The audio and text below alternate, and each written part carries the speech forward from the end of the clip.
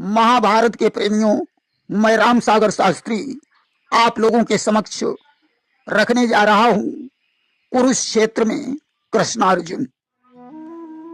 देखिए, महाभारत के प्रारंभ से पहले जब पांडवगण कुरुक्षेत्र में अपना खंभा रोपण करने के लिए चले तो उन्होंने सहदेव से शकुन पूछा कि जब भारत कर भा आरंभा और चले पांडु सुत गाड़न खंभा। सहदेव ने कहा, अब तो एक ही शकुन है, अगर कहीं पत्नी भक्त मिल जाए तो उसे पकड़कर कुरुक्षेत्र में गड़ा दिया जाए और रात में उसके पास जो सियार आएंगे उनसे सारा भेद मालूम हो जाएगा। भीम आज पत्नी भक्त की खोज करने लगे। खोजते खोजते वे एक नगर में पहुंचे जहां एक व्यक्ति की पत्नी पलंग पर बैठी हुई थी और वह घर में झाड़ू पोछा लगा रहा था कि बैठी पलंग तासु की बामा और अपना करई धाम को कामा। रसोई बनाने के लिए घर में आग नहीं थी। व्यक्ति आग मांगने गया परंतु किसी ने उसको आग नहीं दी। व्यक्ति ने आकर अपनी पत्नी से कहा, देवी मैं तो आग मांग कर थक गया हूं, मुझे कोई आग ही नहीं दे रहा है, इसलिए कृपा करके आप ही चली जाइए।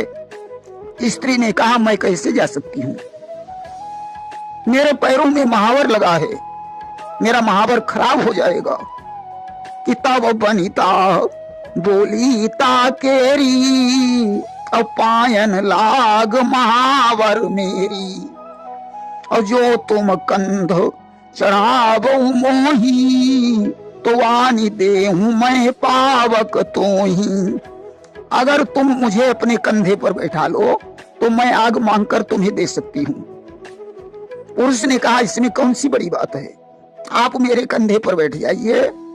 और सुनत ही लीन है सी कंध चढ़ाई और चला मुदित मन लाज बिहाई। व्यक्ति ने स्त्री को कंधे पर बैठा लिया और बड़ी प्रसन्नता के साथ आग मांगने के लिए चल पड़ा। अब तो कोई उसे निर्लज्ज कहकर गालियां दे रहा है, कोई कहता है, अरे मूर्ख, इस स्त्री को कहां कंधे पर बैठाए है, नीचे डाल दे। कि को निर्लज्ज कही दे वही गारी और कोई कहा नीचे डारी दे नारी।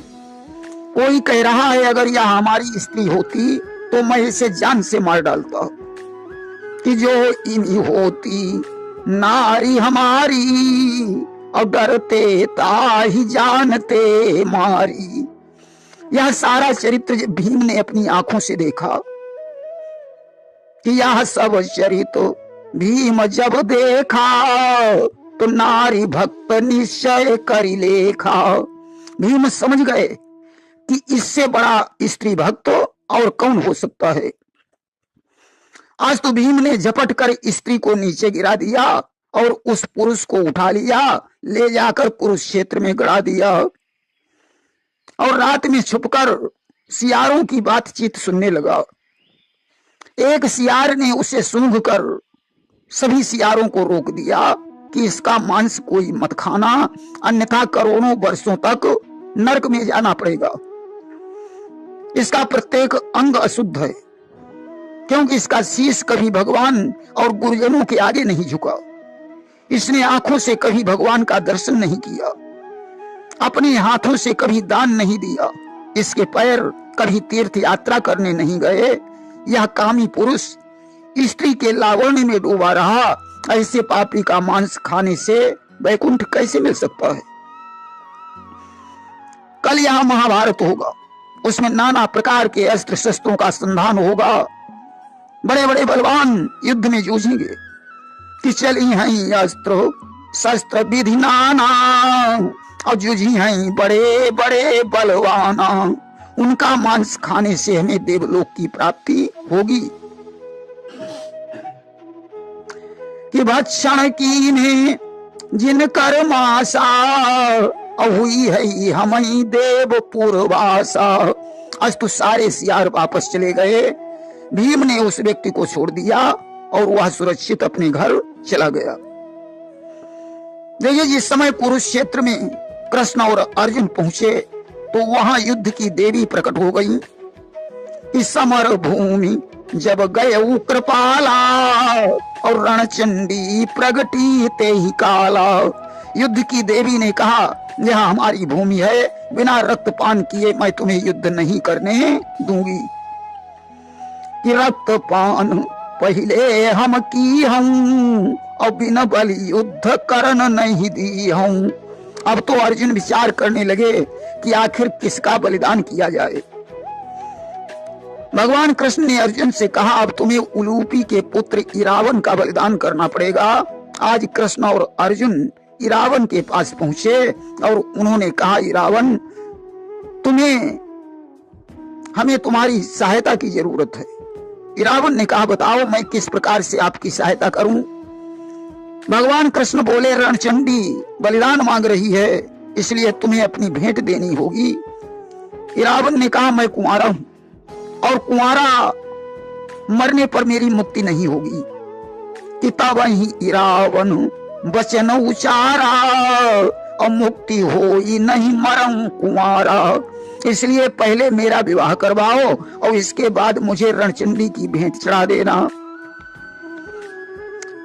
पिता ते ब्याह प्रथम मम कीजय और पाछे बलिचंडी की दीजय।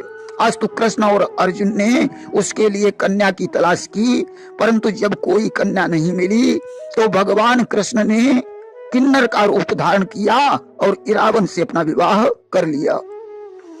कि किन्नर रूप कृष्ण तब लीना और ब्याह इरावन से कर लीना। रात ही रात में घड़ा फोड़ दिया और इरावन का बलिदान कर दिया। इसीलिए इरावन को किन्नरों का देवता माना जाता है। देखिए, अर्जुन ने उलूपी से अपना विवाह कब किया था। यह बात उस समय की है जब द्रौपदी से विवाह करके पांचों पांडव घर लौटे और उन्होंने माता कुंती को पुकारा। उस समय कुंती ने अंदर से कहा, बेटा, आज की भिक्षा में तुम लोगों का भाग बराबर बराबर है। आज तो द्रौपदी 5 पतियों की रानी बन गई। देवर्षि नारद ने पांडवों के यहाँ पहुंचकर एक कानून बनवा दिया कि वर्ष में 360 दिन होते हैं, इसलिए प्रत्येक पुरुष 72 दिनों तक द्रौपदी के महलों में रहेगा और जो इस नियम का उल्लंघन करेगा उसे 12 वर्ष का वनवास भोगना पड़ेगा। एक दिन की बात है, रात के समय एक ब्राह्मण ने अपनी रक्षा के लिए अर्जुन को पुकारा कि अर्जुन की निद्रा टूट गई, झांकने लगे हैं बगलों में। अफसोस मगर उनका धनुआ था द्रुपद सुता के महलों में।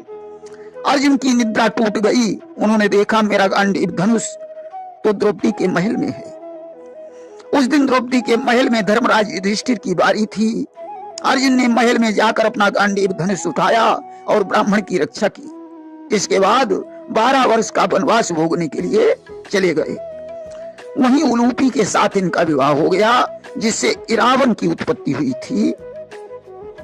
अच्छा, भगवान कृष्ण ने किन्नर का रूप क्यों बनाया। देखिए, जिस समय ब्रह्मा जी ने मानव सृष्टि का सृजन किया तो सबसे पहले उन्होंने किन्नरों को उत्पन्न किया। भगवान विष्णु किन्नरों की सृष्टि देखकर हंसने लगे। उनकी इस हंसी पर भगवान शंकर क्रोधित हो गए कि विष्णु हंसे किन्नर ही निहारी और क्रोधित भये तुरत त्रिपुरारी। भगवान शंकर ने आज विष्णु को श्राप दे दिया कि यही सो दिवस करारा और किन्नर रूप होई अवतारा।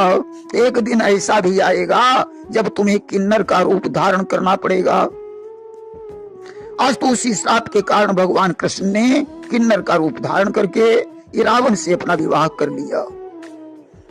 उधर भगवान शंकर ने अर्धनारीश्वर रूप धारण करके ब्रह्मा जी को दिखाया और कहा, इस प्रकार तुम मैथुनी सृष्टि का सृजन करो। देखिए, भीम के पुत्र घटोत्कच का एक पुत्र था जिसका नाम बर्बरीक था। उसने आदि शक्ति की तपस्या करके 3 बाण प्राप्त किए थे कि आदि शक्ति का जब किया इसने योग विधान, 3 बाण सादर किए माने इसे प्रदान। देवी ने इसे 3 बाण देकर ही कहा कि इन बाणों से संसार में भूषाल आ जाएगा। कौरव और पांडवों की तो बात ही छोड़ो, इन बाणों से सारा संसार विनष्ट हो जाएगा। आज तरकस में उन बाणों को रखकर बर्बरीक अपनी माता के पास पहुंचा। माता ने कहा, बेटा हमेशा हारे का सहारा बनना, जिसे युद्ध में कमजोर देखना, उसकी सहायता करना। तब तक इसे मालूम हुआ कि महाभारत का युद्ध होने जा रहा है। आज नीले घोड़े पर सवार होकर तरकस में 3 बाण रखकर बर्बरीक कुरुक्षेत्र की तरफ चल पड़ा। भगवान कृष्ण ने विचार किया कि ऐसा योद्धा अगर कौरवों की तरफ चला गया तो पांडवों की विजय संभव है। एक पीपल के नीचे बर्बरीक ठहर गया। भगवान ब्राह्मण बनकर वहां पहुंचे, पूछने लगे, वीर कहां जा रहे हो? उसने कहा, हारे का सहारा बनने के लिए जा रहा हूं। भगवान कृष्ण हंसे, 3 बाणों से युद्ध कैसे जीतोगे? बर्बरीक ने कहा, सुनो कि 3 बाण 2 दल निबटई हूं, अवा पर बाण नहीं हाथ लगई हूं। मैं 3 बाणों से ही दोनों दलों को समाप्त कर सकता हूं। भगवान ने कहा, तो पहले परीक्षा हो जाए। 1 बाण से तुम इस पीपल वृक्ष के सारे पत्ते छेद कर दिखाओ, मुझे विश्वास हो जाएगा। बर्बरीक ने 1 बाण से पीपल वृक्ष के सारे पत्ते छेद दिए। भगवान कृष्ण ने एक पत्ते को अपने पैर के नीचे दबा लिया। बाण आकर भगवान के पैर के आसपास चक्कर काटने लगा। बर्बरीक कहने लगा, विप्रदेव अपने पैर को हटा लीजिए, अन्यथा पत्ते के सहित आपका पैर भी छिद जाएगा। कृष्ण ने पैर हटाया, बाण ने उस पत्ते को भी छेद दिया और तरकस में प्रविष्ट हो गया। धन्य धन्य कहने लगे तभी कृष्ण भगवान, रणचंडी के वास्ते लगे मांगने दान। भगवान ने वीर को धन्यवाद दिया और कहा, इस युद्ध के लिए मुझे तुम्हारे शीश की जरूरत है। बर्बरीक ने कहा, आप अपने असली रूप में आइए। आज कृष्ण को देखकर बर्बरीक ने उन्हें प्रणाम किया और कहा, प्रभु मैं महाभारत का युद्ध देखना चाहता हूं। भगवान ने कहा, तुम्हारी यह अभिलाषा पूर्ण कर दी जाएगी। बर्बरीक ने अपना सिर काटकर भगवान को दे दिया। भगवान ने अमृत के बल से उस शीश को जीवित रखा और एक पहाड़ी पर रखवा दिया, जहां से वो शीश महाभारत का युद्ध देखता रहा। युद्ध समाप्त होने के पश्चात कृष्ण ने पांडवों से पूछा कि पूछी कृष्ण कहु बलधामा, अब के ही जीतो भारत संग्रामा। आखिर महाभारत का असली विजेता कौन है? अब तो 500 पांडव अपना अपना गुणगान करने लगे। कृष्ण ने कहा, ऐसा करो, चलो शीश के पास चलकर पूछते हैं। आज शीश से पूछा और तब ही शीश हंस गिरा उचारी और रणमा जीते कृष्ण मुरारी। शीश ने कहा, हमने तो अपनी आंखों से युद्ध में भगवान कृष्ण के चक्र सुदर्शन को देखा, जो शत्रुओं के शीश काट काट कर पृथ्वी पर गिरा रहा था। इसलिए महाभारत के असली विजेता कृष्ण हैं। आज भगवान कृष्ण बड़े प्रसन्न हुए और उन्होंने बर्बरीक के शीश को अपने नाम से जोड़कर खाटू श्याम बना दिया कि प्रभु ने अपने नाम से जोड़ा उसका नाम, बर्बरीक का सिर बना जग में खाटू श्याम। प्रेम से बोलिए वृंदावन बिहारी लाल की जय।